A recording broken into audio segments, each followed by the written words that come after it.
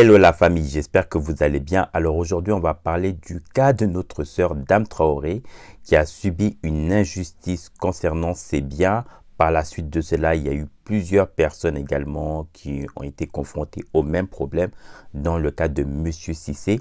À la suite de cela, donc une rencontre justement avec le ministre donc de la construction pour réunir ces différents propriétaires afin de trouver une solution. Donc, la justice fait son travail concernant ces dossiers, mais c'est aussi l'occasion de sensibiliser nos parents ainsi que nos frères et sœurs pour toutes les personnes justement. Quand vous voyez, en tout cas des personnes qui se présentent comme des vendeurs de terrain ou des chefs d'entreprise qui vendent des terrains immobiliers ou autres, prenez surtout la peine de demander les référencements. Si d'abord la personne elle a une agence qui est basée localement, s'il a un bureau, à la fin justement vous puissiez tout simplement vous rendre de manière physique.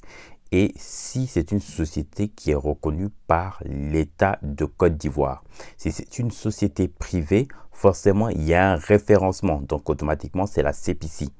Donc, à ce moment-là, il faut demander le numéro de référencement pour que directement, avec ce numéro de référencement, vous pourrez directement, même depuis le site de la CPC, voir si effectivement la société existe bien sur le territoire national.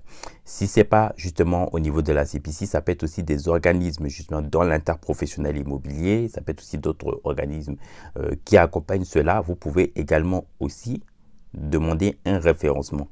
Que ce soit aussi les personnes justement qui font de la publicité, que ce soit sur les terrains des biens, regardez au niveau des annonces ou des affiches si justement les personnes qui viennent se présenter, s'ils ont un référencement. Parce que ça peut être des personnes qui peuvent vous prendre des photos de n'importe où et rien ne prouve justement qu'ils sont les propriétaires ou qu'ils sont réellement des chefs d'entreprise ou des entrepreneurs. Donc quand justement des personnes viennent se présenter comme des vendeurs de biens ou de terrains, prenez la peine de regarder dans leurs justement activités, si en bas de leur affiche, il y a des numéros de référencement. Si c'est une société privée nationale, automatiquement, il y a un référencement. Donc, pour la Côte d'Ivoire, c'est la CPC. Il faut regarder s'il y a un numéro de référencement. Avec ce numéro-là, vous pourrez aller directement depuis le site et regarder si effectivement la société, elle est réellement, elle est existentielle. Ça, c'est très important. Ça va vous éviter beaucoup de choses, beaucoup de cas de problèmes. Ne vous limitez pas juste seulement à l'aspect, je dirais, physique ou autre. Essayez d'aller plus loin que ça. Posez des questions, que ce soit la société, les activités que la personne fait, les numéros de référencement. Si la personne, elle a un bureau. Parce que très souvent, les gens viennent et vous présentent un terrain. Peut-être que la personne, en réalité, voilà, n'est ni propriétaire ou ni chef d'entreprise de quoi que ce soit.